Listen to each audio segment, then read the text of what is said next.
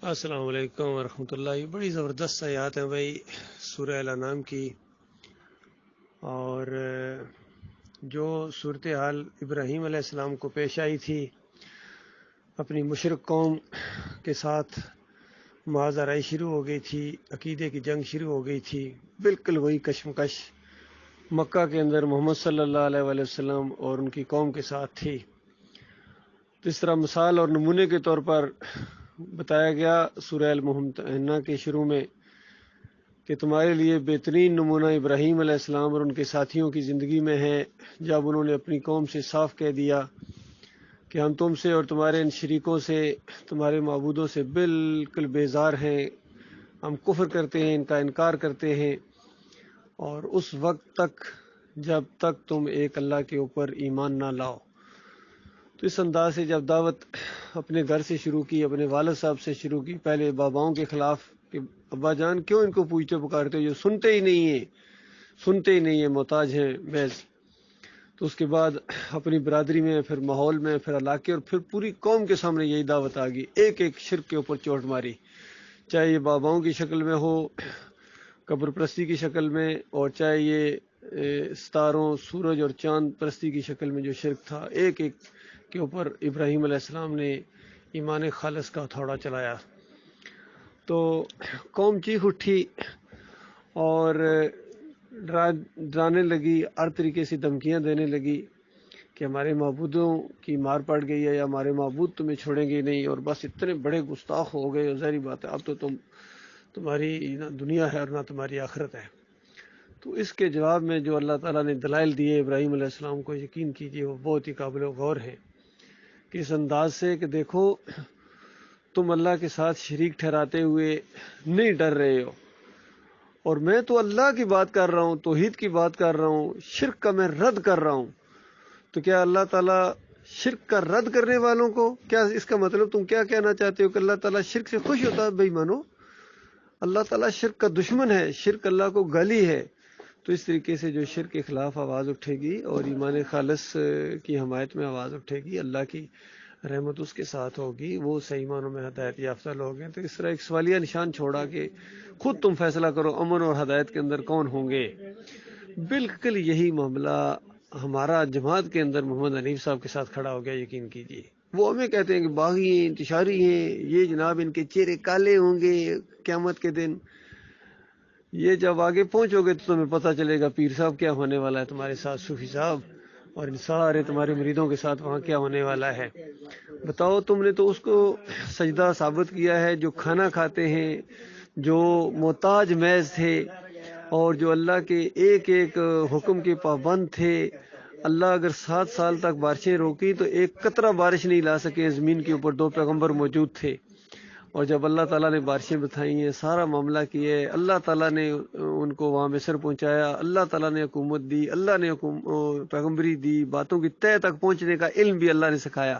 اگر اللہ یہ علم نہ سکھاتا تو وہ معاملات کی فہمی نہیں ہو سکتی تھی جب تک اللہ تعالیٰ نے وہ علم نہیں دیا ہے، وہ یعنی دل نہیں کھولا ہے. ساری چیزیں، سارے احسانات تو اللہ کے ہیں. اسی وجہ سے جب وہ آخری منظر اس کہانی کا آیا ہے کہ وہ وہاں کے تخت کے اوپر اتنی بڑی مملکت اور وہاں کا سارا سسٹم اب ان کے انڈر ہے، اور تخت کے اوپر والدین کو بٹھایا، کتنی بڑی عزت ہے. تو حیران رہ گئے کہ یہ معاملہ کہاں سے کہاں پہنچ گیا. تو ایسے موقع کے اوپر انہوں نے اللہ کو سجدہ شکر کیا ہے. اور ایسے ماحول کے اندر یوسف علیہ السلام نے بتایا کہ ابا جان یہ سب کچھ میرے مالک نے کیا ہے، غیر محسوس طریقے سے اس نے اپنے منصوبے کو پائے تکمیل تک پہنچا دیا ہے. اور جو خواب کے ذریعے یعنی مالک نے بشارت دکھائی تھی، جس کی تعبیر آپ نے بتائی تھی خواب کی، وہ بالکل حرف سچی ثابت ہوئی. میرے رب نے اس کو سچا ثابت کر دیا، یعنی جو دکھایا تھا اس کو سچا ثابت کر دیا اپنے حکمت سے، اپنی قدرتوں سے. وہ ہے ہی بہت زبردست مالک. پھر اپنے مالک کو پکارتے ہیں، اللہم فاطر السماوات والارض انت ولی فی الدنیا والآخرہ توفنی مسلم والحقنی بالصالحین، کہ میرے مالک سب کچھ تو نے یعنی دیا ہے، دنیا اور آخرت میں تو میرا نگہبان ہے، میرا تعلق تیرے ساتھ ہے. اور بس ایک آخری ایک ہے کہ خطرہ مومن کو یہی رہتا ہے کہ کہیں میں گمراہ نہ ہو جاؤں، کہیں میں پھسل نہ جاؤں. تو اس کا دعا مانگ رہے ہیں کہ مالک تو مرتے دم تک مجھے مسلم رکھنا، اور مرنے کے بعد مجھے صالحین میں شامل کر دینا. صالحین سجدہ کرنے والے ہوتے ہیں، سجدہ کرانے والے صالحین نہیں ہوتے ہیں، سجدہ کرانے والے خدائی کا دعویٰ کرتے ہیں۔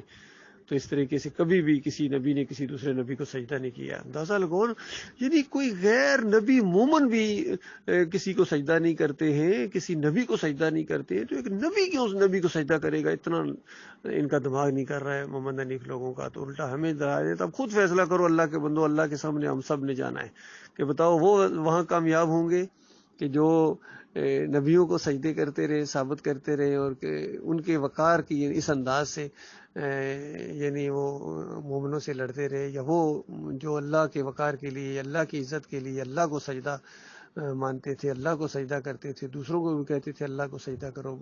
تو ایک سجدہ بھی اللہ کے علاوہ کسی اور نبی ولی کے لیے نہیں ہے، ایک پکار بھی اللہ کے علاوہ جس طرح کسی کی نہیں ہے، ایک چاول کا دانہ بھی کسی اور کی نظر و نیاز نہیں ہے، ایک بال برابر بھی واسطہ وسیلہ کسی اور کا نہیں ہے۔ سب تعریفیں اللہ رب العالمین کے لیے ہیں۔ تو یہ ایک سجدہ تم نے جو زبردستی کھینچ کے تم سے ابلیس نے کروایا ہے، یہی اصل میں تمہاری تباہی اور بربادی کا سامان بنے گا۔ دنیا کے اندر بھی ذلت اور خواری جس طرح ہو رہی ہے، مومنوں نے آڑے ہاتھوں تمہیں لیے ہوئے، مومنوں کے سامنے آنے کی تمہاری جرت نہیں ہے، اس وجہ سے چھپتے پھرتے ہیں، کوئی بات کرنے کے لیے تیار نہیں ہے۔ تو یہی ان کی جو ہے نا یہ جھوٹے ہونے کی دلیل ہے، اور قیامت کے دن بھی ان کو جھوٹا ثابت کر دیا جائے گا۔ یوسف علیہ السلام ان پر لعنتیں بھیجیں گے، یعقوب علیہ السلام ان پر لعنتیں بھیجیں گے، چونکہ ان دو پیغمبروں کے اوپر انہوں نے الزام لگایا، اور یعقوب علیہ السلام کے دوسرے بچے بھی ان کے اوپر لعنتیں بھیجیں گے، بے ایمانو ہمارے ساتھ بھی تمہارا یہی معاملہ تھا۔ والدہ بھی یوسف علیہ السلام کی، اور پھر سارے فرشتے ان کے اوپر جب لعنتیں بھیج رہے ہوں گے، اللہ کی لعنت اور برمار ان کے اوپر پڑے گی، اور یہ بیوی بچوں سمیت ہمیشہ کی آگ کے اندر جب اتر جائیں گے تو بتاؤ اس وقت یہ محمد حنیف کے اوپر کتنی لعنت بھیجیں گے ان کا۔ یہ ہونا ہے، یہ بالکل اس طرح کی بات ہے جس طرح میرے بھائیو تم یہ بات سن رہے ہو اور میں یہ بول رہا ہوں، کیونکہ یہ قرآن کا مسئلہ ہے، ایمان کا مسئلہ ہے، عقیدے کا مسئلہ ہے، ہمارے ایمان کا مسئلہ ہے، ہماری غلامی کا یہ تقاضا ہے کہ ہم اپنے مالک اور خالق کے خلاف جس نے بھی زبان کھولی ہے ہم اس کی زبان گدی سے کھینچ دیں گے انشاءاللہ۔ ہم کوشش کریں گے، کر پائیں نہ کر پائیں، لیکن ہمارا انداز یہی ہے کہ پہلے سمجھاؤ، سمجھتا ہے تو ٹھیک ہے، نہیں تو پھر اس کو للکارو، اور پھر اپنی جان اور مال کی ساری توانائیاں ایسے اللہ کے دشمنوں کے خلاف لگا دو، اللہ تعالیٰ ان کے زور کو توڑے گا۔